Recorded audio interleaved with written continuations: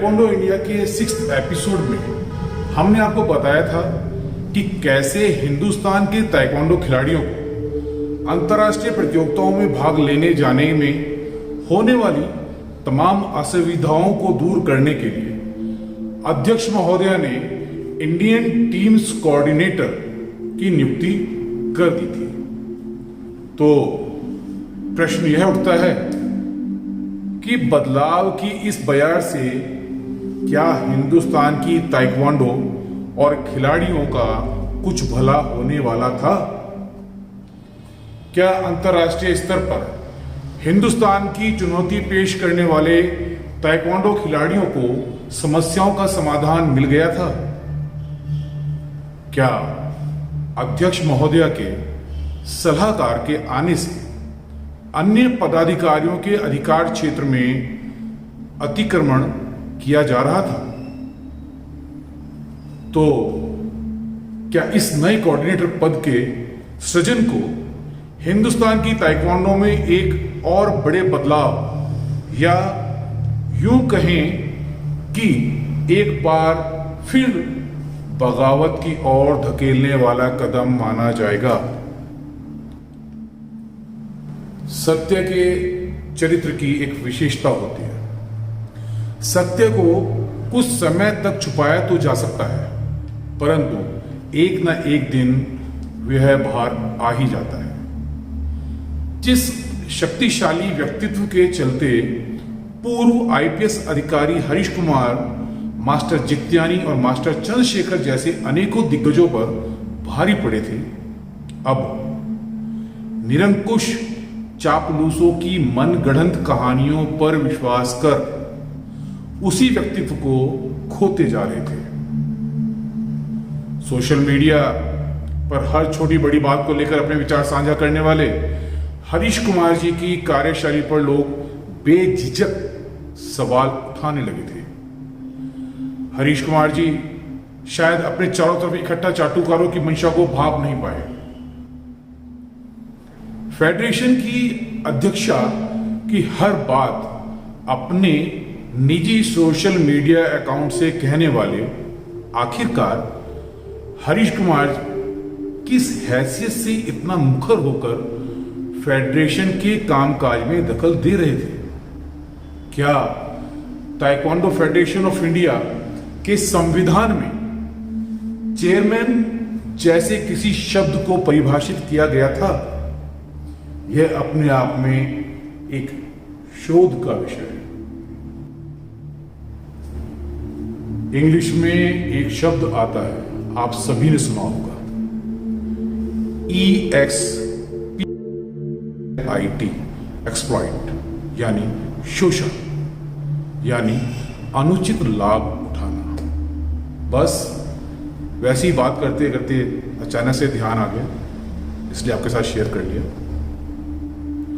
Taekwondo खेल को भ्रष्टाचार मुक्त करने की बात करते करते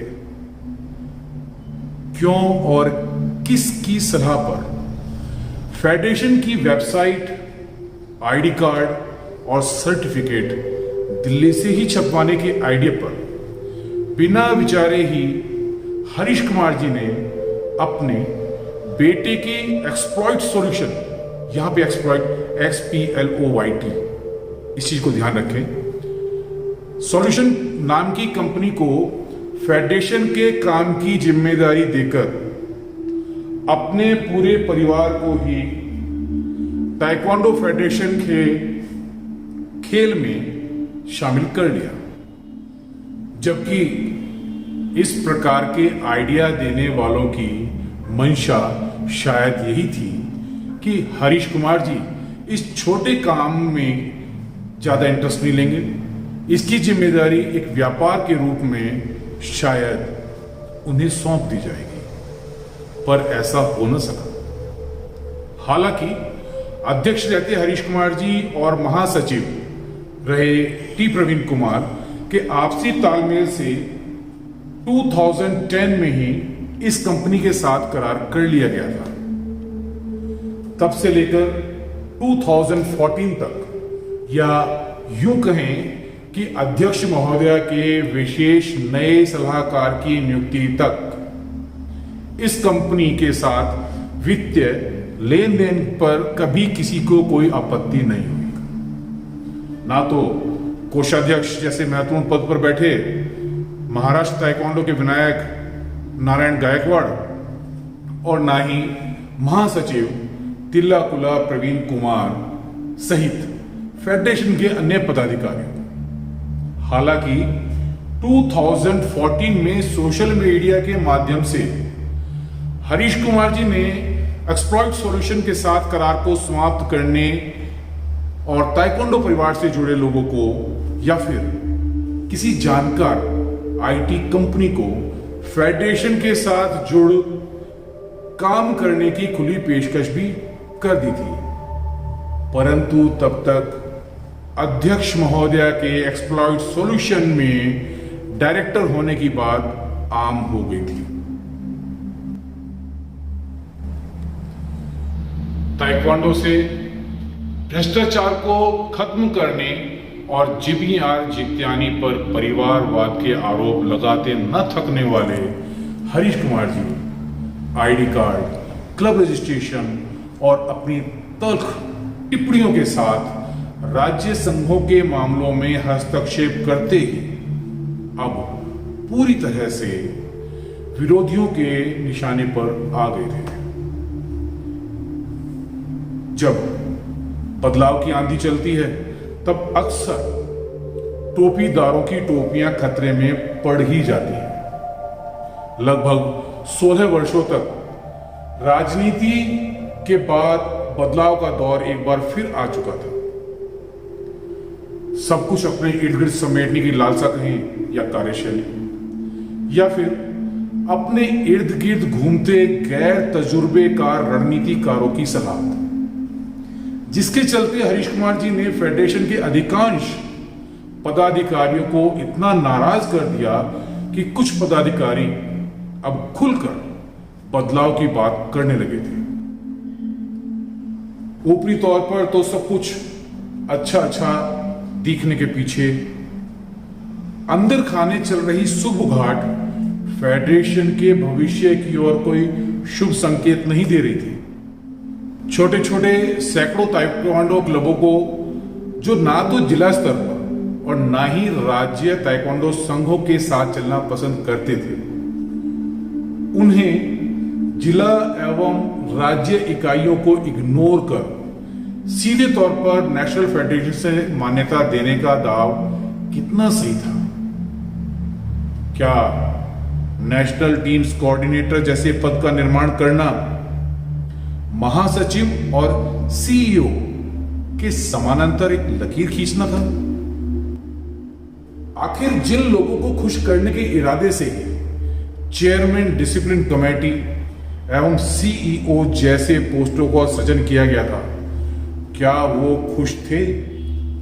ताइक्वांडो क्लबों को सीधे तौर पर फेडरेशन से मान्यता देने की घोषणा के कुछ समय बाद ही लगभग 500 क्लब, लगभग 500 क्लब फेडरेशन के साथ जुड़ गए, परंतु इसका कोई बहुत ज्यादा फायदा इन क्लबों को मिल पाया ऐसा दिखाई नहीं देता।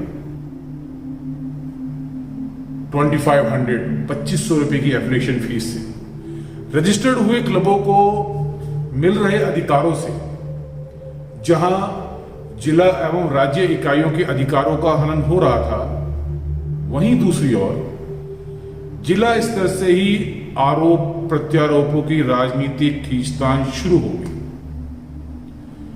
दूसरे राज्यों में बैठे कुछ लोग अपने पड़ोसी राज्यों में अपनी पसंद के लोगों को क्लब बना सीधे नेशनल फेडरेशन से मान्यता दिला पड़ोसी राज्य संघों में जोड़ तोड़ की राजनीति करने लगे। इसका परिणाम यह हुआ कि अपने प्रभाव का इस्तेमाल करते हुए इन लोगों द्वारा कई राज्य संघों में एक तरफा कार्यवाही करते हुए कई लोगों को ब्लैकलिस्ट कर बाहर कर दिया गया और कई राज्य संघों में अपने मन मुताबिक फेरबदल कर दिए गए। जून 2014 में कुरुक्षेत्र में आयोजित सब जूनियर और कैडेट प्रतियोगिता के अपने उद्बोधन में हरीश कुमार जी ने सख्त शब्दों का इस्तेमाल करते हुए अपने विरोधियों को जवाब देने का प्रयास किया और कुरुक्षेत्र से लौटते ही जिला एवं राज्य इकाइयों पर शिकंजा कसना शुरू कर दिया। अब क्लबों को सीधे तौर पर खिलाड़ियों से 200 रुपए लेकर 175 रुपए फेडरेशन के अकाउंट में जमा करा खिलाड़ियों को सदस्यता आईडी कार्ड यानी फेडरेशन का आईडी कार्ड देने का अधिकार मिल गया था। कुरुक्षेत्र की भूमि हमेशा ताइक्वांडो के लिए बदलाव की भूमि रही है। इस बार फेडरेशन के छत्रप इस बात को समझने में कामयाब हुए कि जिला स्तर से लेकर राज्य स्तर तक ब्लैकलिस्ट करवाने का खेल कोचों और खिलाड़ियों को दबाने और ब्लैकमेल करने का एक माध्यम मात्र है।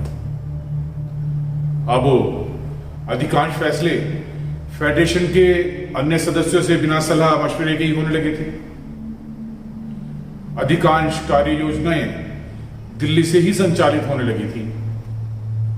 ऐसे में वो दिन 21 जुलाई 2014 21 जुलाई 2014 भी आया जब ताइक्वांडो फेडरेशन ऑफ इंडिया के महासचिव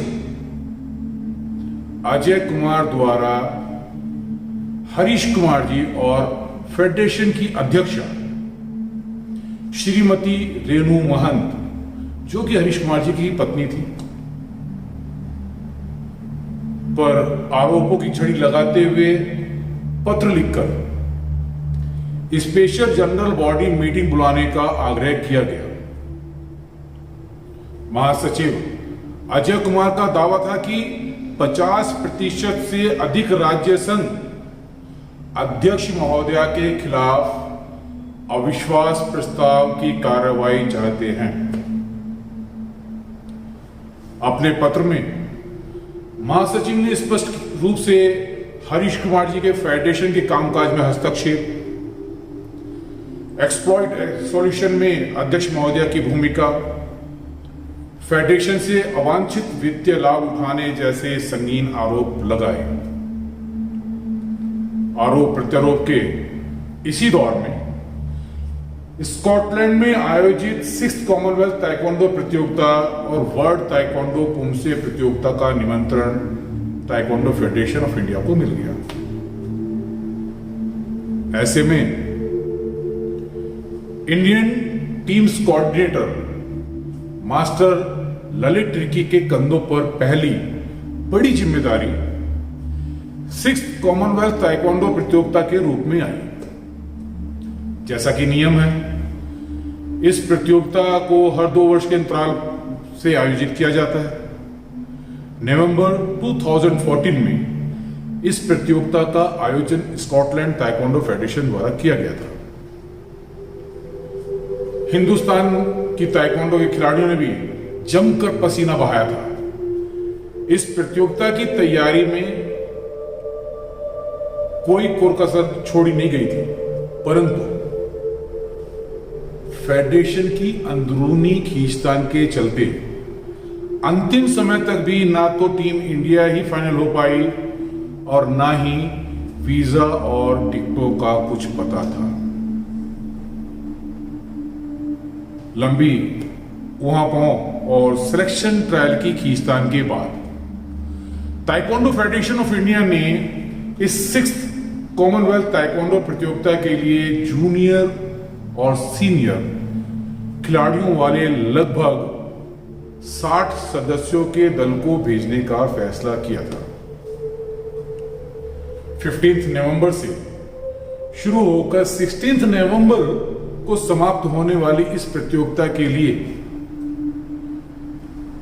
4 नवंबर तक भी ताइक्वांडो फेडरेशन ऑफ इंडिया ने अपने खिलाड़ियों और अधिकारियों के लिए ऑर्गेनाइजिंग कमेटी से इनविटेशन मांगने बंद नहीं किए थे।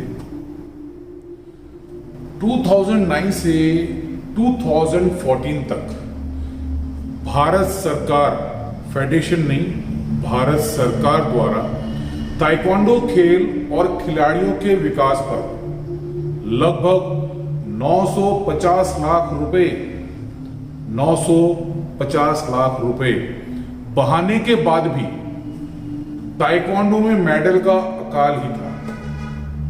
अब भारत सरकार द्वारा इस प्रतियोगिता में भाग लेने के लिए किसी भी प्रकार की कोई वित्तीय सहायता प्रदान नहीं की गई थी। फेडरेशन द्वारा देरी से लिए गए इस फैसले में कुछ खिलाड़ियों को लगभग 70% खर्च स्वयं उठाना था और कुछ खिलाड़ियों को अपना खर्च स्वयं उठाना था, यानी कि 100% खर्च उनको स्वयं उठाना था। अब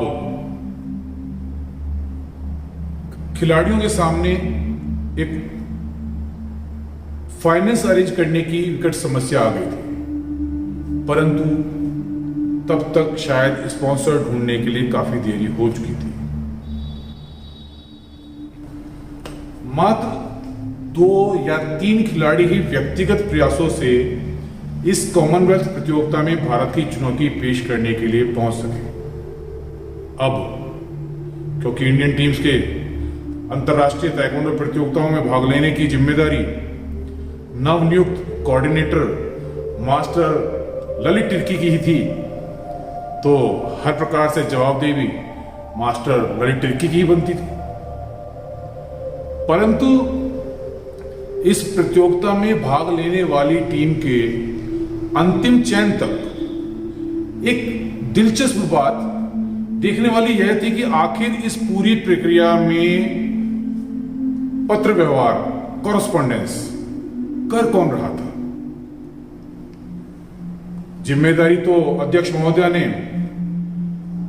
कोऑर्डिनेटर को सौंप दी थी, तो क्या बिहार ताइक्वांडो का प्रतिनिधित्व करने वाले ताइक्वांडो फेडरेशन ऑफ इंडिया के अध्यक्ष के खिलाफ कार्रवाई की मांग करने वाले महासचिव अजय कुमार अपनी जिम्मेदारी से सभी पत्राचार कर रहे थे, या फिर मास्टर ललित तिर्की अध्यक्ष महोदया से मिले अधिकारों का इस्तेमाल कर रहे थे। परंतु 18 अक्टूबर और 22 अक्टूबर को कॉमनवेल्थ ताइक्वांडो प्रतियोगिता के संबंध में जारी फेडरेशन के पत्रों पर तो फेडरेशन के उपाध्यक्ष और सीईओ प्रवीण कुमार के हस्ताक्षर थे। तो क्या स्कॉटलैंड कॉमनवेल्थ ताइक्वांडो प्रतियोगिता फेडरेशन की आपसी खींचतान की भेंट चढ़ गई थी, जबकि उसी समय हिंदुस्तान के कुछ खिलाड़ी वर्ल्ड पूम से ताइक्वांडो प्रतियोगिता की तैयारी छोड़कर एक मेडल की उम्मीद से इस कॉमनवेल्थ ताइक्वांडो प्रतियोगिता के लिए हाजिर हुए थे। बहरहाल जो भी हो, हिंदुस्तान के ताइक्वांडो खिलाड़ियों का गहरा धक्का तब लगा जब फेडरेशन खिलाड़ियों को वीजा दिलाने में नाकामयाब रही। इस बार खिलाड़ियों में भी गुस्सा उभर आया था। एक तो टीम की घोषणा में इतनी देरी, ऊपर से वीजा न लग पाने के कारण न सिर्फ जूनियर सीनियर खिलाड़ियों में अपितु खिलाड़ियों के अभिभावकों और प्रशंसकों में भी गुस्सा चरम पर था। ऐसे में 15 नवंबर 2014 को ताइक्वांडो फेडरेशन ऑफ इंडिया की डिसिप्लिनरी कमेटी के चेयरमैन और गोवा ताइक्वांडो के अध्यक्ष आर डी मंगेशकर की अध्यक्षता में कुछ असंतुष्ट राज्यों के पदाधिकारियों ने एक मीटिंग का आयोजन किया। मीटिंग का मकसद था बिखरे हुए सभी असंतुष्ट राज्य संघों को एक मंच पर लाना, इसके लिए समय और जगह का चुनाव करना। इस मीटिंग के माध्यम से न सिर्फ राज्य संघों को अपितु अध्यक्ष महोदया के उस राज्य को भी मीटिंग का नोटिस भेजा गया जिसकी कि 2013 के चुनाव के समय उनको अध्यक्ष बताया गया था, परंतु क्या वह हरियाणा राज्य ताइक्वांडो संघ या किसी अन्य राज्य अथवा डिस्ट्रिक्ट एसोसिएशन की कार्यकारिणी की भी सदस्य थी या नहीं? हरीश कुमार जी के जादुई व्यक्तित्व के आगे कभी किसी ने यह जानने की कोशिश ही नहीं की।